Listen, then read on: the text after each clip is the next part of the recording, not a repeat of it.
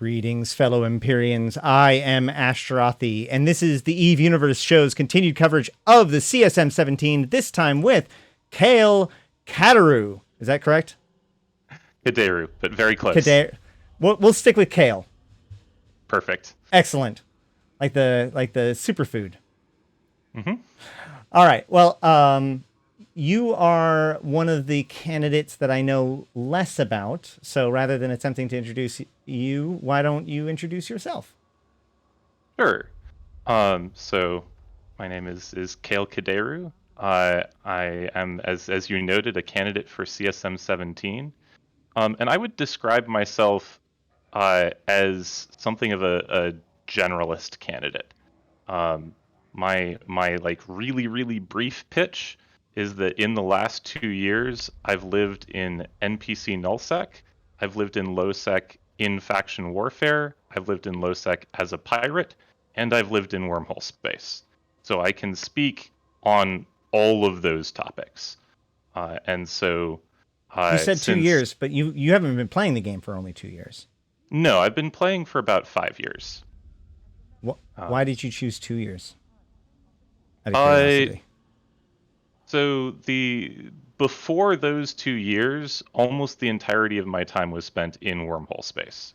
I see. So it's sort of the interesting last 2 years. Fair and enough. then before that, I was just a wormholer. Got it. Just so happened, of course, I was like, during scarcity, right? So in the latest era, you've been doing that, but it just happens to coincide. Okay, cool. Right. Excellent. And I feel 2 years is also a good marker for when memories start to fade. So that's fair. So of all of the different things that you have done in the last 2 years, what have you had the most fun doing? Ooh. Starting off with the tough questions. I would say probably to this day, the thing that I have most fun doing in space is flying in a Helios, cloaked, and sneaking up on people and like attempting to gank them with my Helios. So for probably most of your viewers, you might notice that this is not something that you can do in a lot of parts of space very effectively. Because if you go into most... Can you do it anywhere very effectively? Well, that's the thing. In wormhole space, I've of course ganked other explorers. I've also attempted to gank many haulers with mixed success. But oddly enough, you can do this in lowsec and nullsec as well. It's just that usually, if you are a scary of sound mind person and you hop into local anywhere in Syndicate or in Cloud Ring, people run, which is understandable. Why a Helios? So, I just really like the little kickstand ship. I just enjoy it. I certainly fly other things too. Well, to give you an idea, I got someone today. So it does happen. All right, hold on. I'm pulling this up. Yeah. So, okay. That's hilarious. Should be the last thing on there, the very most recent one.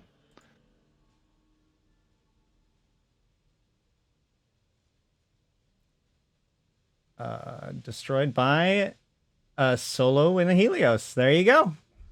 Yep. Nabbing yourself an explorer. Excellent. That's hilarious. That's awesome. Everybody has to have a hobby, right?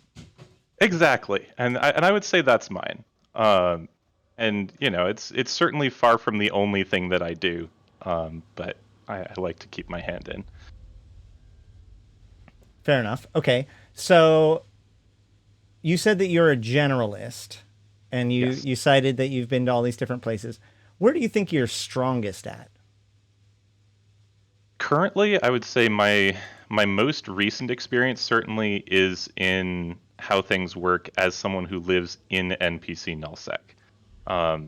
One of the sort of facts of life about NPC null is that you spend a lot of your time roaming out of NPC null. because if what you're interested in doing is hunting, not a lot of people want to do PvE inside NPC null if they can avoid it. Frankly, it's an overhunted space, because a lot of smaller groups that like the small gang PvP like to live there. And so if you're not interested in being prey to that, you often want to move elsewhere. So probably the thing that I'm most experienced with is sort of small to medium gang roams based in NPC null, but often roaming into Sov null or into lowsec. I do like the fact that you actually define small to mid size, because you say 2 to 30 actual humans. I appreciate that, because so many people use the words like large gang, small gang without defining any of these things, and then I find out that they mean like 50 people with a small gang and 100 people's mid gang. And I'm like, okay, good, right. Let me adjust my scales. So I do appreciate that.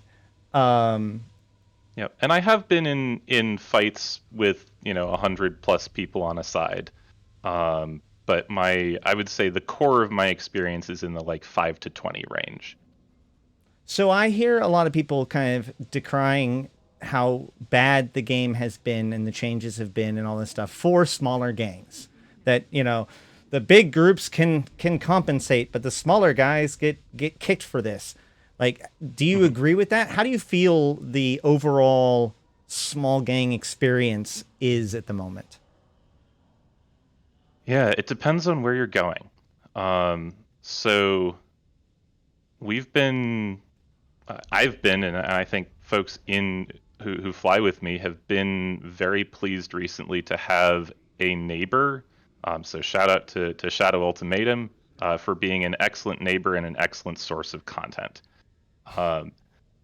So, and I mean that seriously. We go roaming into their space, and we're often showing up in assault frigates, sometimes in blops, and they'll actually show up and chase us around with a big blob of rapid light caracals, and it's good fun for us. Hopefully, good fun for them. They've certainly wiped us a few times, but generally, like, that's pretty healthy.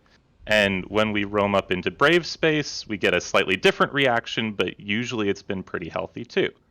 And for us, roaming sort of the other direction into the territory controlled by the initiative, when we've done that, often it's a gang of like 35 assault frigates, which is fine, but if we're in 6 assault frigates, there's just not a lot interesting to do there.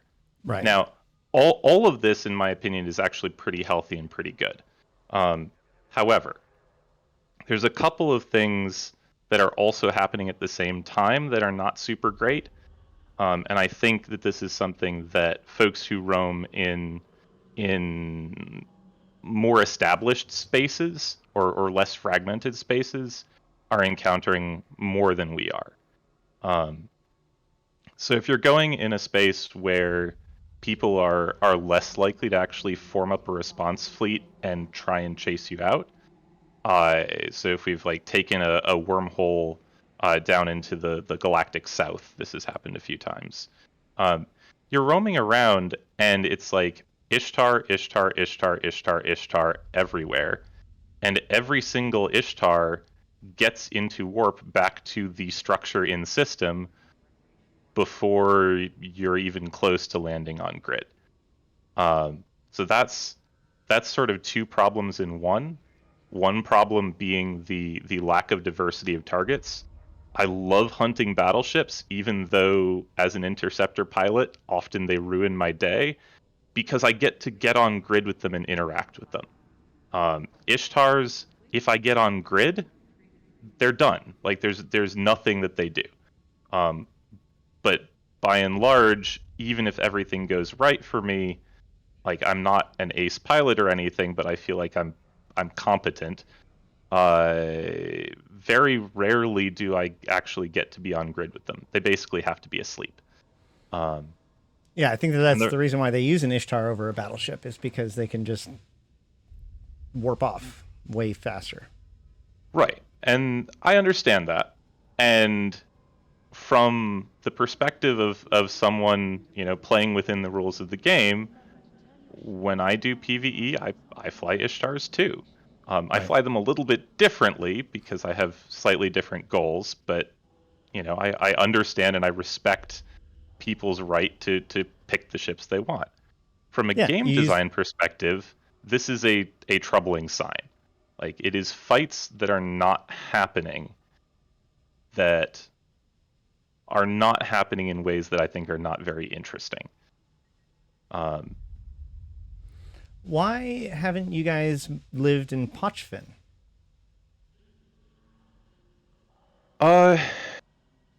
We talked about it. When would this have been? We talked about it back when we were in faction warfare. Part of the trouble for Sound is that we actually had a fair number of people who really didn't want to fight for one faction or the other. So we were pretty split. And so we ended up fighting for basically neither side in the Edencom Pochven wars. Okay. So, but like Pochvin is a great place to live now, and if you are a small gang person and do raids out. I would actually tentatively disagree with that. I'm certainly happy people are finding it so, but for me, I find the Pochven filaments to be really unengaging gameplay. Wait 15 minutes and then do something is just not something that I'm excited to do.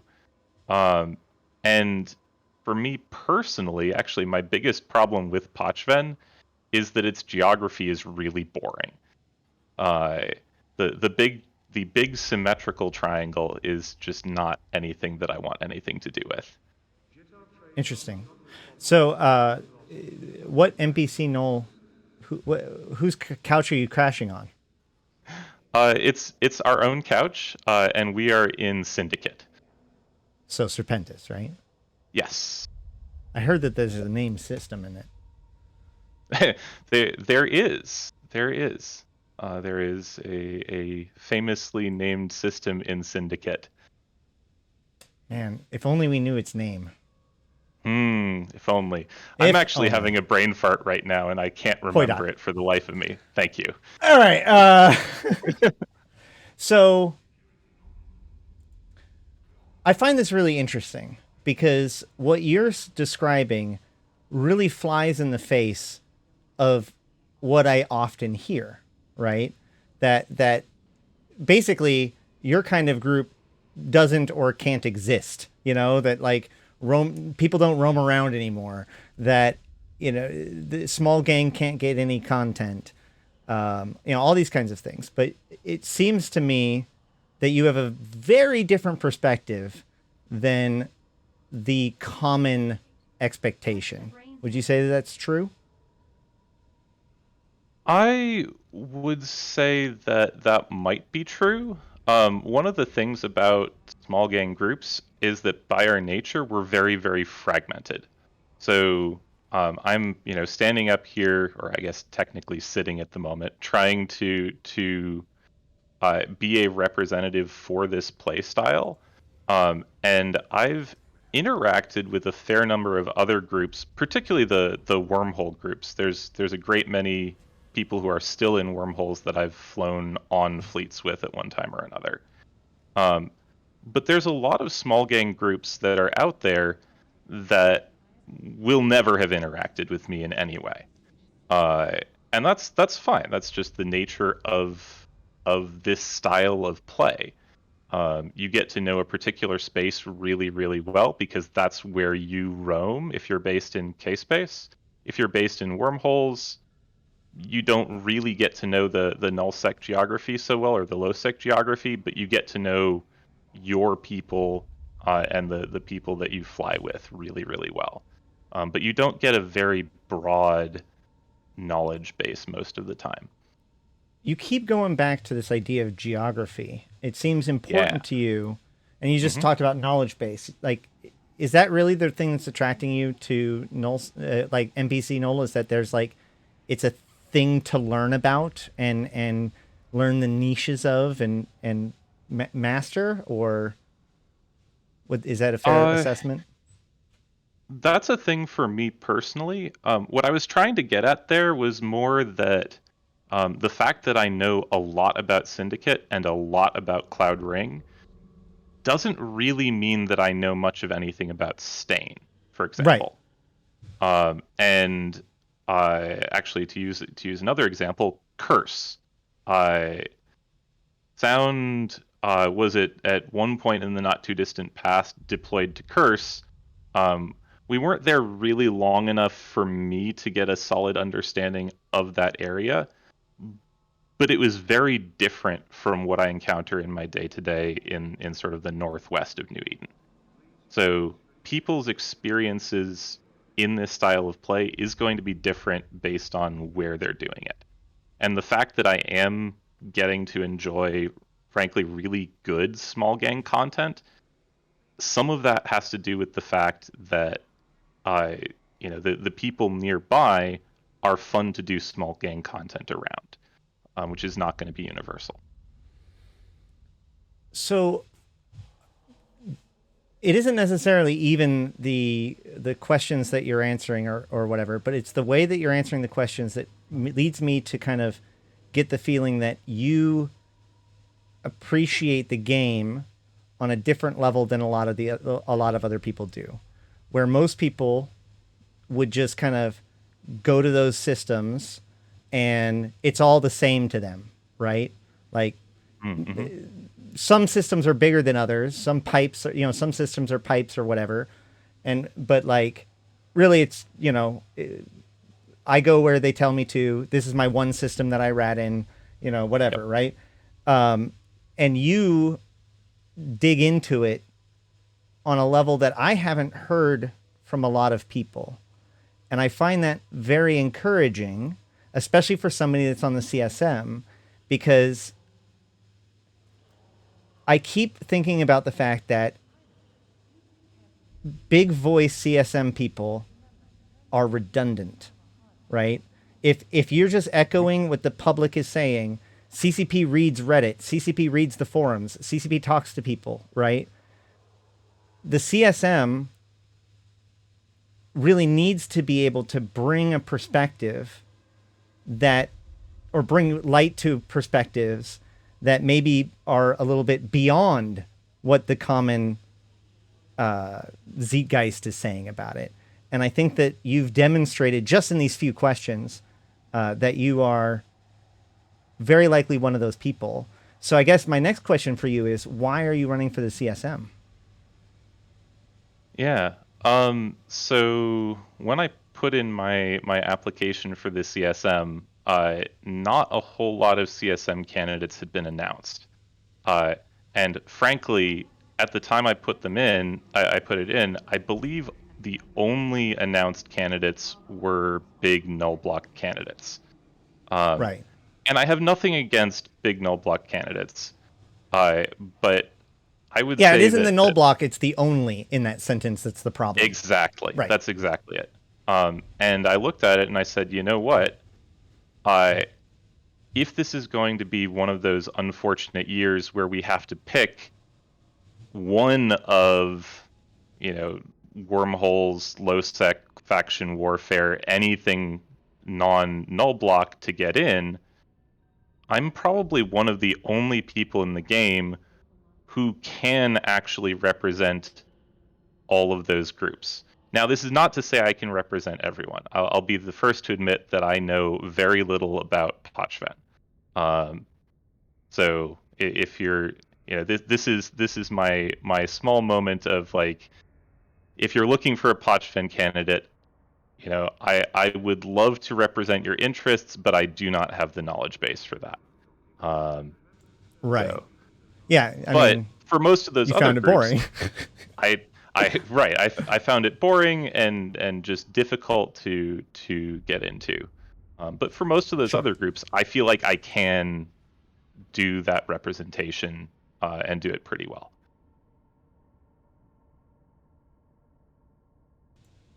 But I don't feel like I got an answer as to why you're running. Like, it can't just be because, like, I mean, like, are you bowing out now that there's other people running? No, I don't think so. You want people to vote for you no. still, right? You're not endorsing another candidate, are you? I don't think so, right?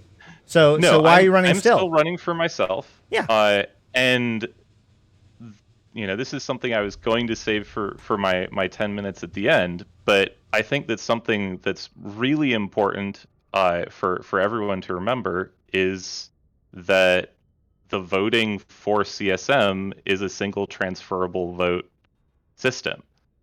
So I don't need to tell all of the faction warfare role players that they should vote for me over Arcia, for example. And I'm not going to. Arcia has way more experience directly on faction warfare roleplay than I do. If that's your thing, she is your rep, and you should put her first on your slot. But you can put me second. And Right. if she doesn't get on, I'm still here. I will do the job. I will do the job well. Now, I'm not a role player personally, but I know people in the faction warfare roleplay community. I know the faction warfare community as a whole moderately well, and I care about the success of faction war.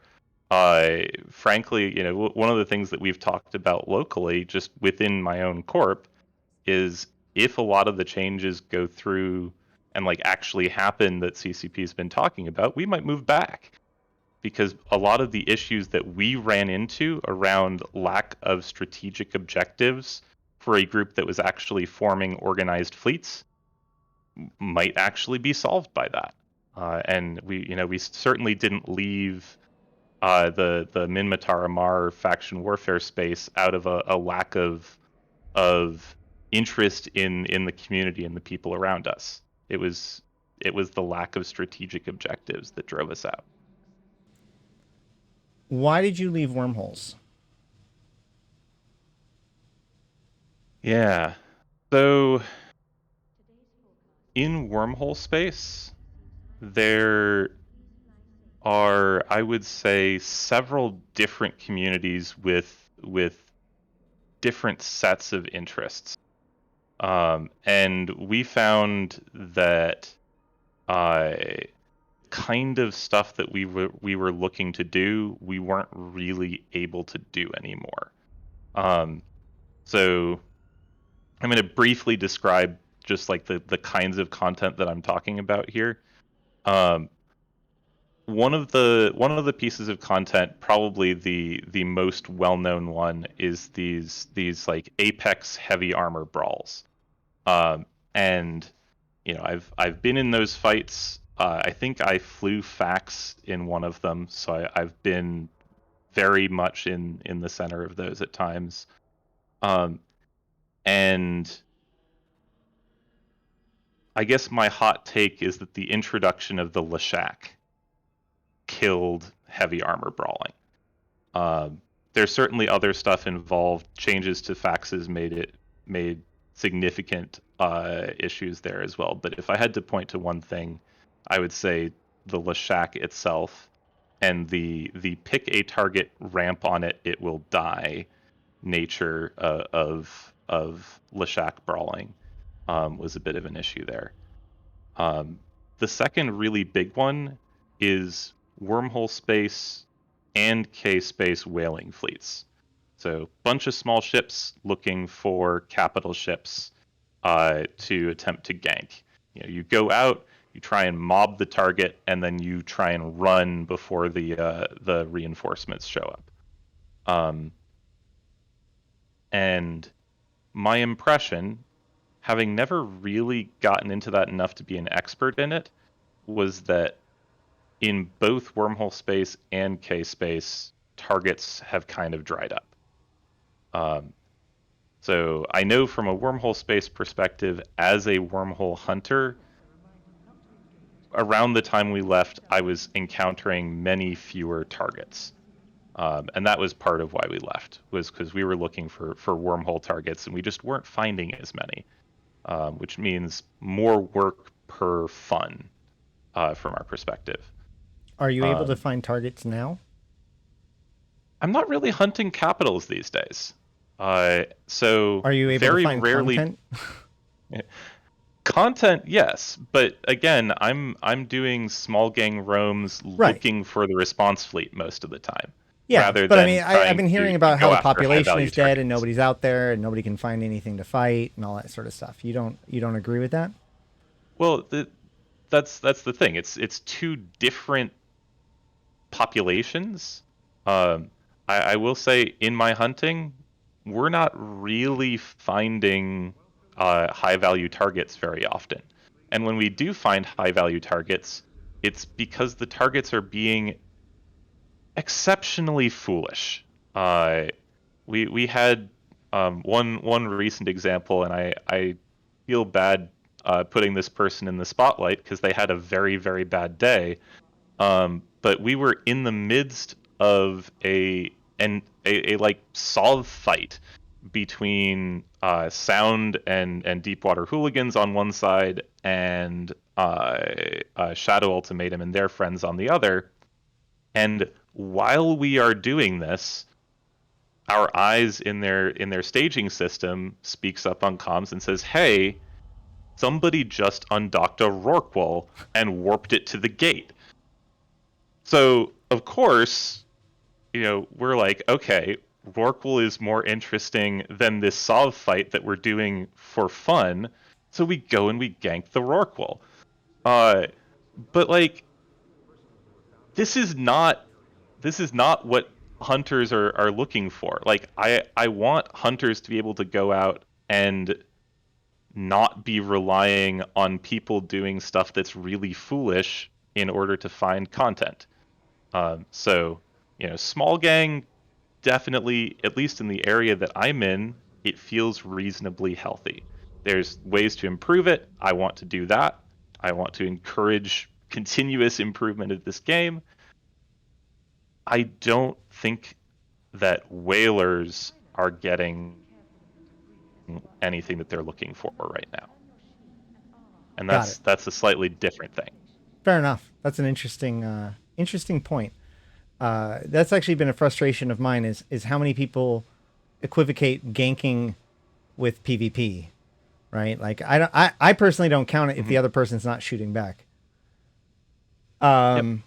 Okay, but so how do you feel about CCP's decisions since the beginning of scarcity? Do you think overall they've been making good decisions, Yeah. bad decisions? Do you have anything that you've had a particular problem with?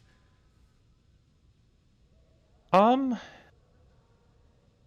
I would say that it's been a mixed bag. But a mixed bag is about what I would expect. Like, not, with any designer, you're not really expecting them to get slam dunk after slam dunk. Some of them are going to be duds, and that's okay. Um, I think that also some of the things that they're doing are things where the actual quality of it is very debatable and not something that we can analyze in a simple way. I go. Can you give me an example or help me understand that one? Yeah, yeah. So let's talk about changes with with waste and the introduction or the changes to Rorquals The and mining compression changes. and that stuff. The mining changes. Yeah. So one of the things that they did in the process of introducing the waste was they rebalanced which ships did mining best, right? Right. And one of the things that they did in the process was they took Rorquals, the biggest, beefiest mining ships, had been the best miners, by a mile or by a little bit, The depending king on how was you look at raining. it. Right. And they said, actually, no, we're going to buff things to exhumers. And so now, in terms of pure just the mining per second, the Hulk is on top, right? Right. but I've been, I do some mining myself, and I organize the occasional mining fleet. Um, and something that I've noticed is that I think CCP was trying to introduce some non-trivial decision making at the top end. So you Was can it look at it decision and say, making, or is it a separation of roles? Because it's not like, are you going to do it this way or this way? You need both, but it's like, are you going to be this or are you going to be that? well, there's certainly a little bit of that. But if you want to be, say you're in an Athenor field, and you want to be super optimal about it. Now, this is at the scale that I'm working at. The math probably works differently if you're at a scale of like 50 or 100 pilots in your fleet. Uh, it's actually a non-trivial decision whether to have one or two Rorquals in the field if you are Okay, attempting to max boost. fair enough. Because if you're trying to play the numbers game, your Rork should probably also be mining. Right.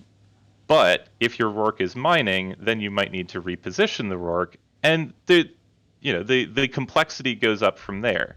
Um, and sometimes it might be worthwhile to have some of your barges in the fleet actually be in a skiff, because if you have 3 hulks and a skiff, nobody needs to stop in order to chase off the rats, and frankly, nobody needs to stop to chase off the roaming vagabond that's come through, because the skiff will straight up murder that. Right. Well, so far this sounds good, Mhm. but you brought it up like this is a problem. Well, I would say for us, it's worked out in ways that are interesting. But I understand that for a number of people, having training into the Rorqual only to have it immediately nerfed doesn't feel good, and Well, sure. so Do you, that's certainly a thing as well. Um, I could give an example that's sort of more unambiguously bad. I think about these things in terms of sort of highlights and pain points, and both of those being things that I want to make CCP aware of. so I would Um, argue that the pain point was that exhumers and I would say that the pain point was that there was no meaningful decision, right? Like that the introduction of a meaningful decision is good in my eyes. Like, Sid Meier's, a game is just a series of interesting choices. So yep. why is it better to have the Roke Wall basically rendering all of the other mining ships obsolete versus rebalancing it such that the command ship is the command ship and the mining ships are the mining ships? I mean, if you're asking me, should the Rorqual not have been nerfed? I actually think it should have been nerfed. Okay. And so Well, that's something where I feel like CCP made, on the whole, the right decision.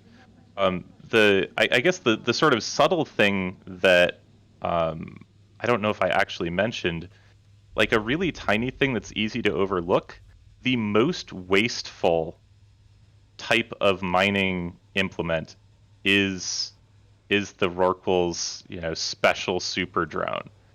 Like that is the right. actually most wasteful thing. And I find it hard to believe that wasn't deliberate. Absolutely. And I think that that's really interesting that they made the decision to have that be the most wasteful of your ore in your moon goo. It's so intentional that it used to be that things were backwards, and so like Yes. lower skills got worse, but Yep. And that was a problem. I'm glad they excavators fixed had that. the maximum amount of waste alongside brand new players with no skills and stuff. So I found it very suspicious that suddenly a bunch of Rockwell pilots cared quite a bit for all of the, think of the new bros and stuff, because it happened to be the same number, right? So they're attacking the fact that the waste was too high, as if because it's a Nubro problem. And I had suspicion that at least some of them were doing so to try to get Rorquals eased up on as well. And then they remove it from Nubros, but keep the exact percent, leave it above everything else. A clear message from CCP. No. We want the most wasteful thing. They did 2 iterations and they kept it as the most wasteful thing. It's like, oh shoot, we made a mistake. You confused it with being a new player. You're right. It needs to be the most wasteful. Like, it was absolutely intentional. As a CSM member, would you have told them not to do that? I would absolutely have told them to do the flip that they did. And I'm less thinking of the excavators themselves, so that was certainly, I'm glad those are the most wasteful, even as someone who's occasionally a Rorqual pilot. But they had before the Tech 2 strip miners as the second most wasteful. Or sorry, the least wasteful, and then they flipped it to the second most. And that's something that, if CCP had been listening to me at the time, I would have told them to do exactly that flip that they did. Make it so that the most experienced pilots in your mining fleet are the ones who have to decide whether they're going to get a little less for themselves and waste a little bit less for the fleet. Now, admittedly, for any kind of small PvP-oriented group, unless you're sandwiched between really strong hostile powers, this is a non-issue. You just use Type Bs, because there's very little downside. But if you are sandwiched, then you have to start thinking about it. Right, but it's situationally dependent, which is an interesting choice. Is good. Yeah, okay. So overall, you actually think that you would argue that CCP's made some pretty decent moves in the last couple of years then? On the whole, yes. I can point to a pain point. Yeah, what's the glaring thing that you're like, God damn it? Yeah, in terms of recent stuff that CCP has done, the fact that they made changes that caused nobody to build capital ships, that's an error.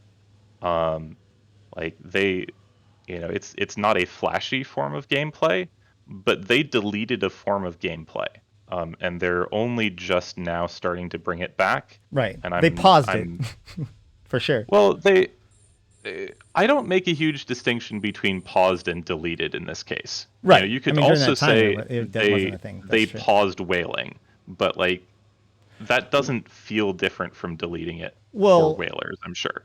That's fair, but I guess while it wasn't necessarily explicitly said, a lot of us found it very clear that they had put a soft limit on the construction of capitals, with the assumption that once scarcity was over, we would see that being left up. Very few people were convinced that was a permanent state. That's what I meant by paused. Yeah. We knew it was a temporary thing. We just didn't know how temporary. Right, and I guess not knowing how temporary is a little bit of a dangerous thing for them to have done, because something that you may have seen as well, there's lots of people still around with capital stockpiles. And when this is a temporary thing, without a particular reason a particular new reason to put your capitals in space, you've still got the stockpile. What changes is that you don't want to build more. So right. I can see what CCP is thinking. They're thinking everyone's still got the reasons they had before to send their capitals out into space and get them blown up. We aren't changing that, but if people aren't building any more, the stockpile goes down. Nice in theory. I would encourage CCP from a player perspective to try and tweak things on the other end. Make it more important, more reasonable, more viable to go get your ships blown up and less sort of tamping things down on the new supply side. Wouldn't that just create more churn? And I think that capital destruction would have had to increase by a significant amount to make up for the amount of production that was going on at the time. Although, come to think of it, I guess you could argue that just simply cutting out the reign of the Rorqual might have just fixed it by itself, right? Like that, you know, rather than focus on the midpoint, the thing that everybody focuses on, if they had reduced the inputs and increased the outputs, i.e. things being blown up and therefore needing to be replaced, then that would have been a better way of reducing the stockpile. Yeah, and I think, you know, let people keep building them, but with less. Right, and there's a lot of complexity in our EVE economy, which I love as a sort of small scale industrialist. But I want to highlight one thing you said: more churn. Like, more churn for most players of this game means more fun. And I don't just mean the PvP players. More churn, yes, means PvP players are having to go less far to get PvP, which is great. It also means that the prices for industrialists will probably go up at least a little bit, which is you know, not bad. And more importantly, things will sell faster. Which is a nice quality, one of those like quiet quality of life improvements. Right. And yeah. So one of the things that people building outside of Jita. Right. So one of the things that people keep pointing to is the velocity of ISK and it dropping as like one of the big indicators that there's a problem. I do agree that what you're suggesting is likely would have been a better path to have achieved similar results without necessarily reducing the velocity of ISK. Yeah, and this is not necessarily a one or the other thing. CCP can still take actions right now to increase churn, and I think they should do so. I think that would improve things for all of us pretty much. So fascinating. All right, so do you feel that scarcity is over? Yes and no.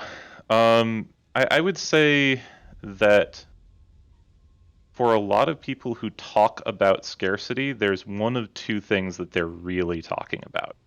And you know, we can sort of get into a lot of details of things that were involved in scarcity. But one of the big ones was the end of the reign of the Rorqual. And if you're measuring scarcity by my Rorqual was king and now it's not anymore, then scarcity will never end for you. And I'm sorry, but it's just never going to end. Man, you nailed the fact that why I asked that question. Because you know, if they say no, the next question is, well, what does end it?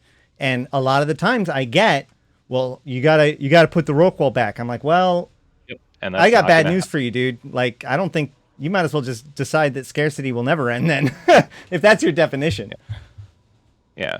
Now, the other definition would be, I would say the other one that I've seen the most is when it becomes profitable to actually build capital ships again.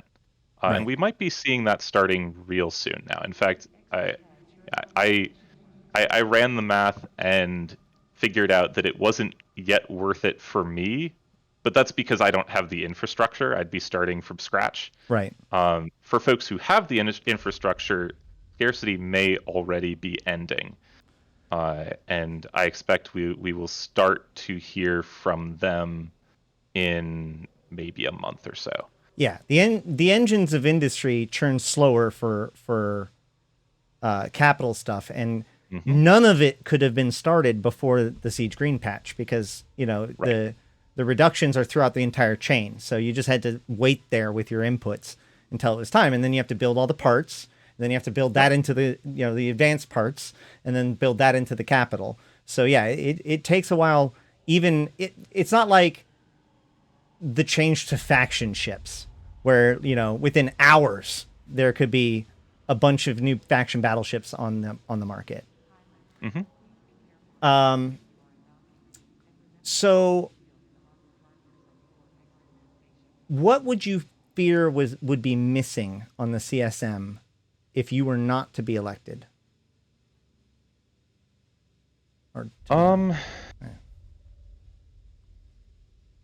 It really depends on who else is elected. As a generalist candidate, I one of the things that I hope and I expect myself to be able to do is sort of fill in gaps. So if we don't have someone else with good wormhole experience, then my focus is going to be more on wormholes, and quality of life there. If we don't have someone with a low sec experience, then maybe my focus is more there. I think most likely to be a gap is going to be the experience of nullsec without being a big block or big block aligned player. I know there's a couple folks from various smaller blocks. We've got folks from Brave, folks from Fire Coalition, folks from Volta who are running. All that is great. If you asked me, is Volta and their collection functionally a block at this point? I don't know how to define that. But they certainly aren't a small independent group in the way that sound is, and in the type of experience that I have. So that's a the voice of NPC null, you could say, is a voice that if I'm not on the CSM, that's what I think is most likely to be missing.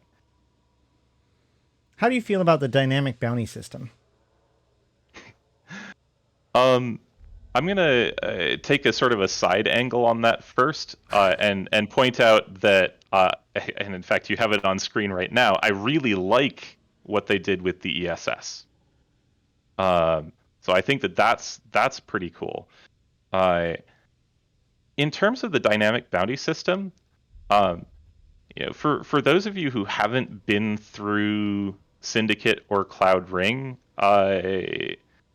it's very rare for me to encounter a system that doesn't have about a 150% dynamic bounty score. So, I mean, the pessimists would we just point to that and be like, well, that just shows that this space isn't being used. I don't know why I did a weird voice for that. and to some degree they would be right. There is not constant ratting going on in many of these systems, and there may be other things happening. But if what I am looking to do is sit in my 3 Ishtars in my system, and rat for a few hours after work, Cloud Ring is not a super friendly place to do that in. Right. You can. There are people who do it, but it's not friendly in the same way that, say, period basis might be. Admittedly, I haven't been down to period basis recently, so maybe there's action there I'm unaware of. I guess my reaction to it is very much colored by the fact that you should understand that I'm seeing it sort of at its best. I don't think that the dynamic bounty system is accomplishing CCP's goal of encouraging people to spread out. I think that was the goal. I think that CCP made a very simple calculation and they said, all right, if you're going to stay in the same system day in, day out, you will have to accept that you make less ISK doing so. So go move somewhere else, spread out. Well, But so it doesn't seem to be working, does it? well, I mean, I think that we are assuming intent there. One of the things is that they've iterated on it many, many times, but not actually changed that type of calculus, right? Like they've made it overall more rewarding. They've made it recover faster. You know, some other they've lifted the minimums, which implies to me more the opposite, that rather than encouraging groups to like Goonswarm to become this roaming band that slowly works their way around nullsec ring every year or something like that, and more the idea of like the farms and fields where, you know, you've got one field that you're utilizing right now, and then when the season's over, you turn that field over and you use the other one, and you don't use the one, you know, the original one. You let it recover. So I just it's interesting to me because the dynamic bounty system seems to come in conflict with the ADM system. I think it does, but I think that the dynamic bounty system is designed to give people bonuses if they are choosing to do their ratting in more dangerous spaces. So maybe that's at the edge of your nullsec empire. Doing ratting there will just be worth a little bit more than if you do it safely in the heart of your empire. Right, but Or without if you military index are 5, I'm not going to get consistent sites. right, that's sort of the flip side. And you know, living in NPC null as I do, technically we have a solve system at the moment, I believe, but you know, I don't have a lot of experience with how to make choices around solve at that level, just because that's something that we haven't had to do very much. So I don't know if I have I don't know if I have a ton of particular insight to say on that, just due to that experience. Right. You spend a lot of time, or you actually comment about your identity on Reddit, right? Yes. And a lot of people don't touch Reddit. And even I will admit that, you know, the R Eve subreddit is more toxic than your average, even your average competitive game, especially at the moment. Do you find yourself agreeing with the kind of things that they are talking about? Do you disagree? What do you feel like you are like? What is your hottest take that you think that everybody would be like, what? He's going to say that that's good / bad? To be perfectly honest, I actually try to avoid the hot take threads in r/eve. For those who don't know, I am active in that forum under my other handle, so I am user actually _xx there. But most of my activity is in one specific thread in that subreddit, which is the no question is stupid thread, Right.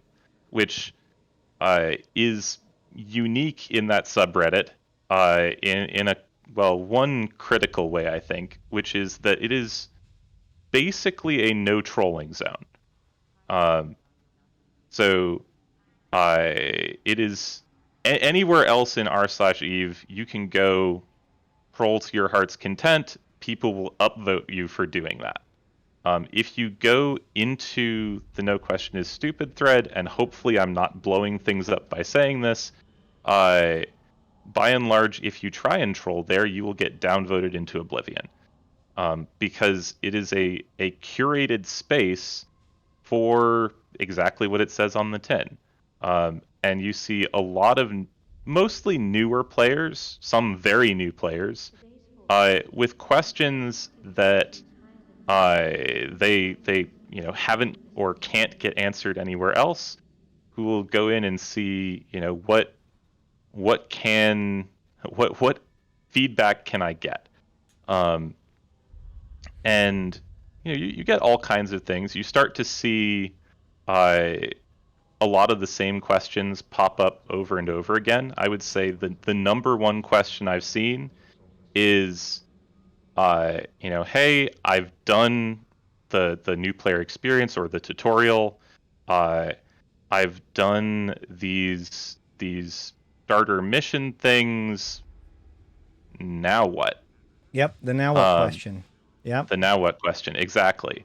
And it got to the point where I know I did, and several other people who've also been active there had copy pasta responses to that. You should just have a bot. It just came. That detects now what. Well, it's not usually phrased as now what is Fair the enough. problem. So as someone who is essentially an experienced mentor in that space, I can spot a now what question a mile away. Fair enough. But I don't know that a bot could do it. And often there's different flavors. Sometimes it's the exploration version of now what, which is my personal favorite. Sometimes it's the I wandered into this system and I died. This sucks. What am I doing wrong? Right. And then we get to have the conversation about, did you jump into Ignoitin? Because 9 times out of 10, that's what they did. And it's stuff like that. Right. So you don't really engage with the rest of the subreddit. You basically have your eye of the hurricane, and I read it, but I intentionally try to stick to my my purpose in that subreddit, which is I go and I find the let me put it this way. There's a joke that r/Eve is populated mostly by people who used to play the game. I try not to interact with those people. I like to say fine. that they're posting on r/Eve because they can't post on the forums. Possible. I can't speak to that, but they can do their thing. When I'm on r/Eve, it's because I'm trying to find the people with interesting questions so that I can connect them with interesting answers. Yeah. The bitter vets just aren't going to be able to give me that kind of interaction. So the reason why I went down this kind of rabbit hole with you, just in case the viewers are like, we don't care about r/Eve if we don't go there. The problem is that people do go to Reddit. Thousands of people go to Reddit. As a content creator, putting something on Reddit, even if it gets downvoted, can be one of the most productive ways of getting views on something. If it gets upvoted, holy crap, right? Like that can definitely be one of the best ways. So people do go there. And so defaulting it to the worst of us ends up sending people into a pit. So having things like your post, those ports in the storm, as it were, where you've not only are addressing things, not only are you able to, have a meaningful conversation on r/Eve, but you've actually created kind of a safe space that functions as a beacon for people who are actually going there for knowledge.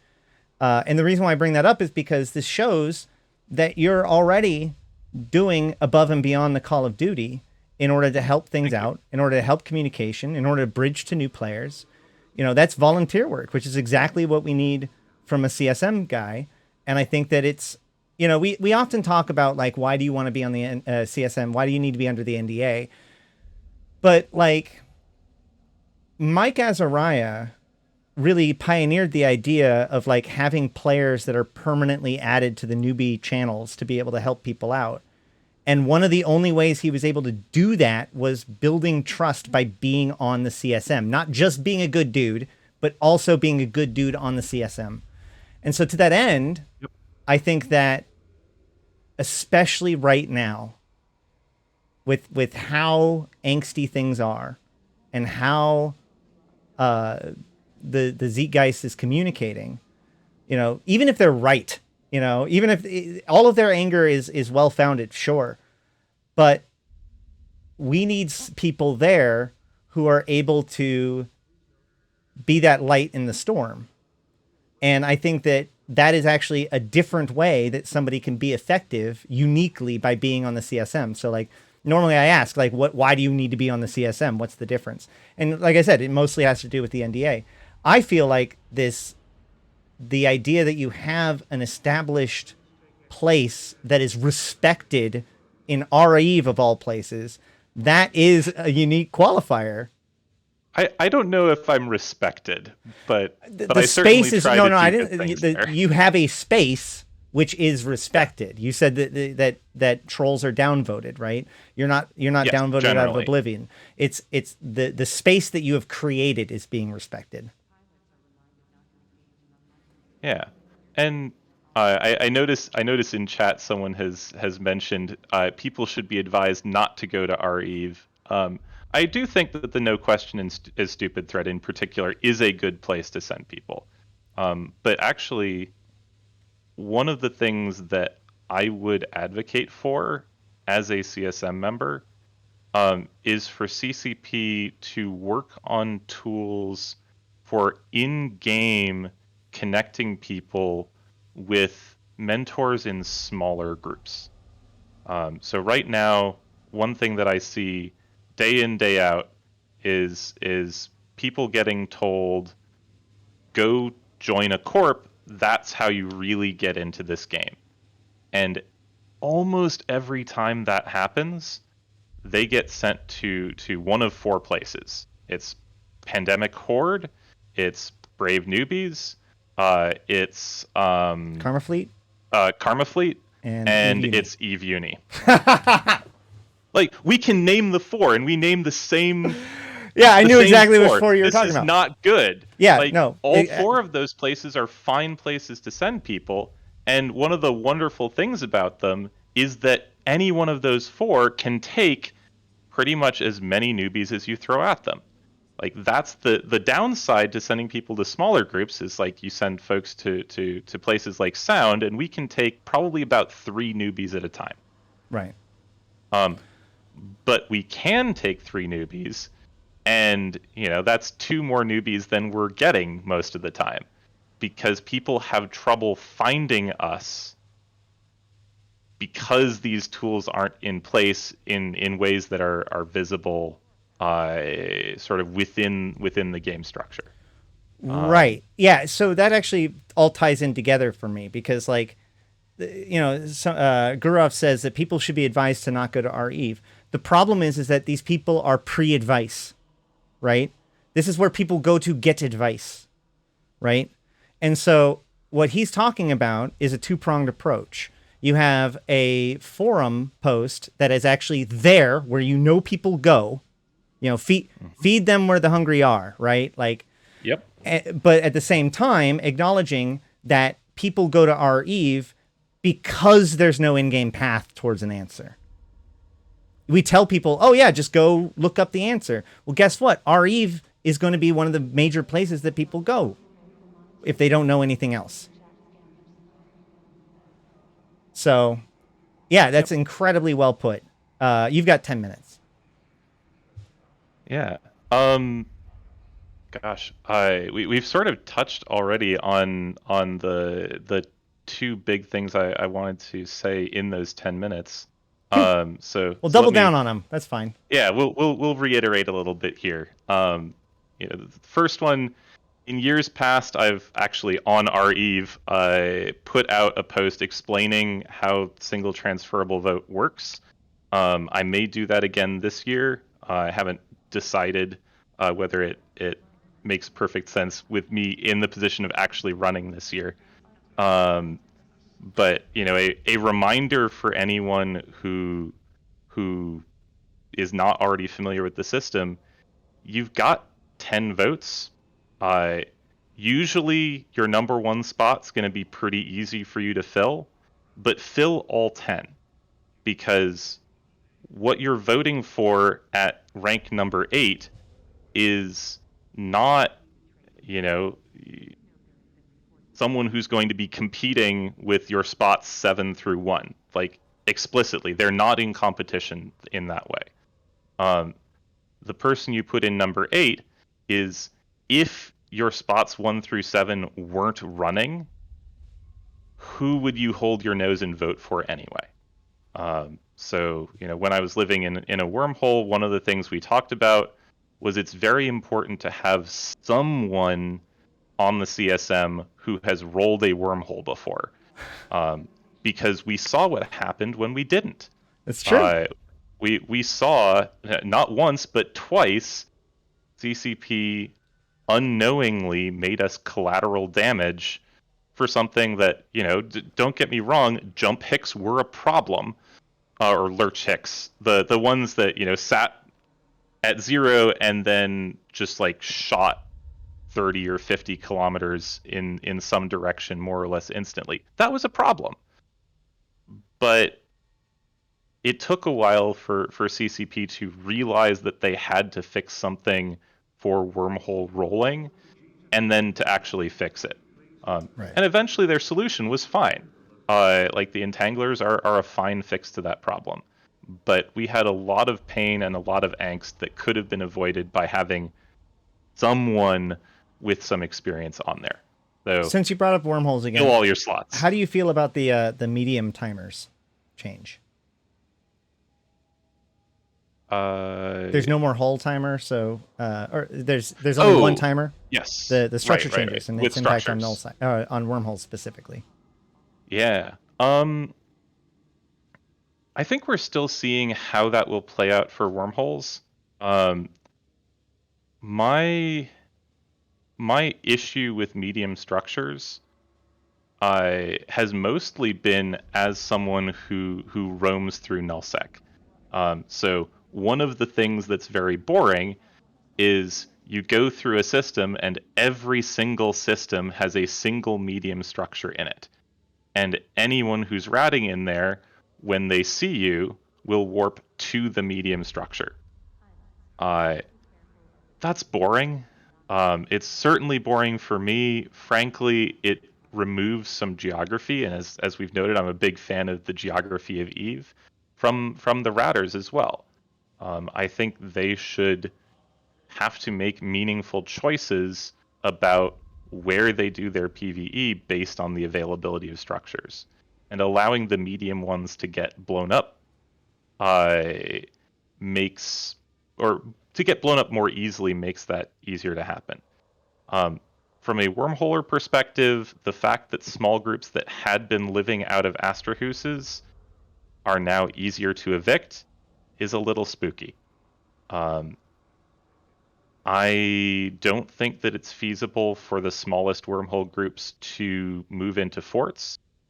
At the same time, I know that when I was in... So when Sound was living in a C4 wormhole, we were not one of the smallest groups. We were maybe medium-sized.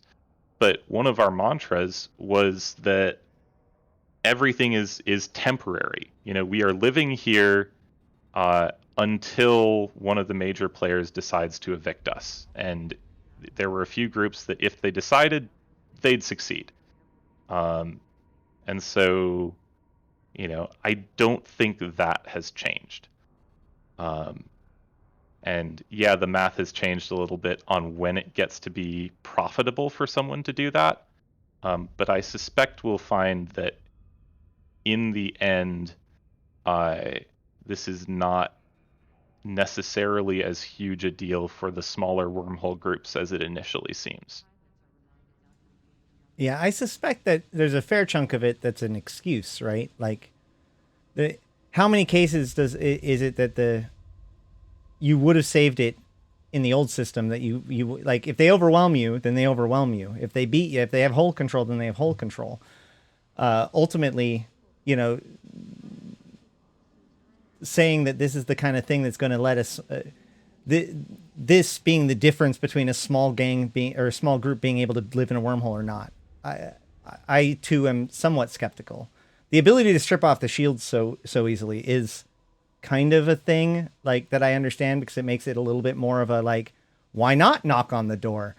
But overall, you know, if they're bringing the force to evict you, you either have it or you don't. It doesn't matter how many timers you have. Mm-hmm. So I would say that's accurate.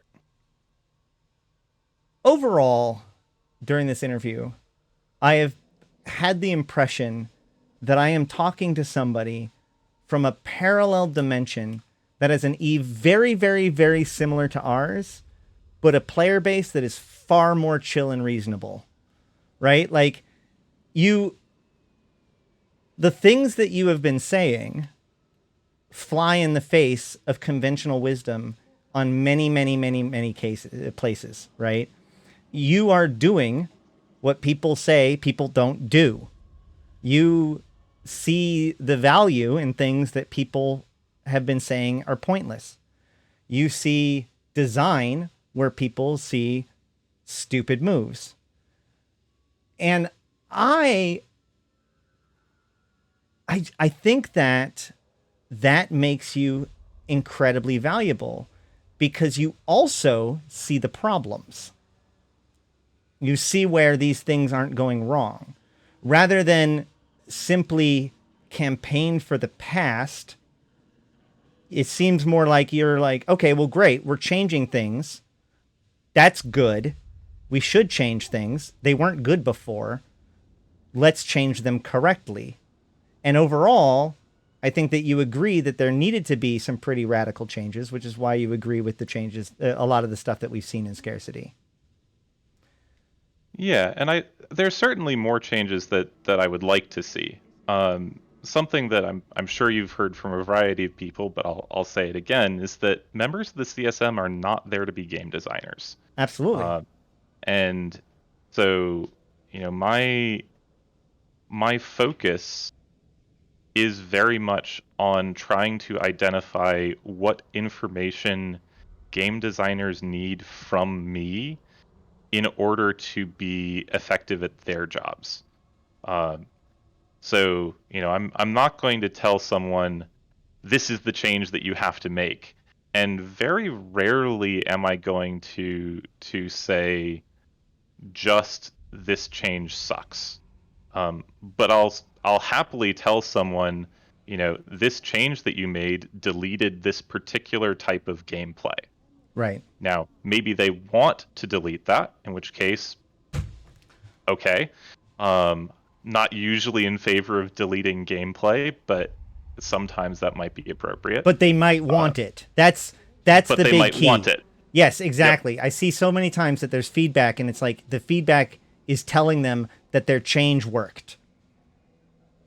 Right? Like, you being upset that your gameplay is gone may in fact be an indication that the changes that CCP has made is working. Maybe. Maybe. Not always, but maybe. I like to think that CCP is rarely actually trying to delete gameplay. Now, having not been on the CSM before, I don't have direct knowledge of this. Well, I mean, like, they got rid of .01 isking gameplay, not market, right? Like, yeah, strategies within a gameplay, not entire game styles, for sure. Right. So, do they have cat ears in your parallel universe, EVE Online? Should they have them here? I am in favor of more skins, more ship skins. Cat ears I'm fine with. I will say, as someone who on occasion, admittedly poorly, tries to identify T3 subsystems by looking at the ships, I hope they don't break that. Right. But, you know, cat ears, sure. I mean, there's other particle effects. Even there has to be a T3 destroyer with a particle effect on it, isn't there? I'm thinking of the T3 cruisers. Oh, where you can actually tell. Yeah. That makes sense. If you're good at it, which I am not, you can tell what they're fit with. Right. Yeah, by looking at the ship. Absolutely. Yeah. Very cool. All right. Well, I think that should about wrap this up. So, Cael, thank you so much for coming and hanging out. This has been awesome for me, not just because of the fact that this is one of those interviews that, like, the CSM election is almost like a pretext for me. You were just a great dude to chat with, and we need to chat again. And I think that a vote for Cael is a vote well placed. So best of luck, my friend, and enjoy the rest of the campaign. Thank you, and thanks for having me. Thank you. And thank you all for watching, especially, or not especially, but if you are watching this on YouTube, make sure you like, comment, and subscribe before you go. Leave any questions for Cael either in the comments below or in his forum post, which is going to be linked in the doobly-doo down below. And if you're watching the playlist, then we will see you in the next one. But either way, on behalf of Cael and myself, Ashtarothi, the voice of New Eden, thank you all for watching. And until next time, we'll see you in space.